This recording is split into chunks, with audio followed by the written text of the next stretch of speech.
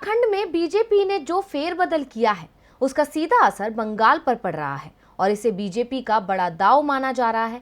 हालांकि बीजेपी के लिए ये कोई बड़ी बात नहीं है, क्योंकि बीजेपी कब क्या कर दे इसका अंदाजा नहीं लगाया जा सकता है। उत्तराखंड सीएम के नए चेहरे को लेकर भी काफी अटकलें लगाई जा रही थी, लेकिन ये ताज पुष्कर सिंह धामी को पहना दिया गया, जिनका लिस्ट में कहीं नाम तक नहीं था। अब आज पुष्कर सिंह धामी का शपथ ग्रहण समारोह आयोजित किया जा रहा है, लेकिन पुष्कर सिंह धामी को सीएम पद मिलने से ही उत्तराखंड में सब कुछ ठीक नहीं हो गया। असली मुश्किलें और चुनौतियां तो अब सामने आएंगी।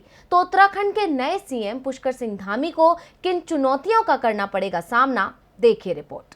उत्तराखंड सरकार में रातों रात बड़ा फेरबदल किया गया और ऐसा करके बीजेपी ने एक तीर से दो निशाने लगाने का काम किया है। बता दें कि उत्तराखंड के नए सीएम पुष्कर सिंह धामी और उनकी टीम आज शाम 6 बजे पद और गोपनीयता की शपथ लेंगे। राजभवन में राज्यपाल बेबी रानी मौर्य सीएम और मंत्रिमंडल के सदस्यों को शपथ दिलाएंगी। अब मुद्दा ये है कि भले ही खटीमा से विधायक पुष्कर सिंह धामी के सिर पर उत्तराखंड के 11वें सीएम का मुकुट सज गया है, लेकिन फिलहाल उनके भाग्य में राजमहल के बजाय रणभूमि है। चुनावी साल होने की वजह से धामी को प्रदेश के मुखिया के रूप में काम करने के लिए मुश्किल से 5 महीने का वक्त मिलेगा और इन्हीं 5 महीने में नए सीएम को सरकार और संगठन के बीच तालमेल के साथ आगे बढ़ाना है।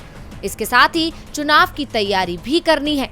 भले ही उन्हें 5 महीने का राजपाट मिला है, लेकिन जवाबदेही सरकार के पूरे 5 साल के कार्यकाल की भी देनी होगी और आगे आने वाले चुनावों के लिए जनता का विश्वास जीतकर अपनी जगह भी बनानी है। अब बीजेपी ने तीरथ सिंह रावत को कुर्सी से हटाकर बड़ा दांव तो खेल दिया, लेकिन उनका ये दांव उनके लिए फायदेमंद साबित होता है या नुकसानदायक, ये तो आने वाला वक्त ही बताएगा। पश्चिम बंगाल में ममता बनर्जी पर इस्तीफा देने के लिए दबाव बनाने की सरकार की रणनीति कहीं खुद बीजेपी पर ही भारी ना पड़ जाए। ममता को कुर्सी से हटाने के प्रयास में लगी मोदी सरकार कहीं उत्तराखंड में अपनी कुर्सी न खो दे।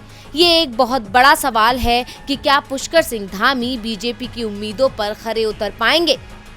लाइव की रिपोर्ट।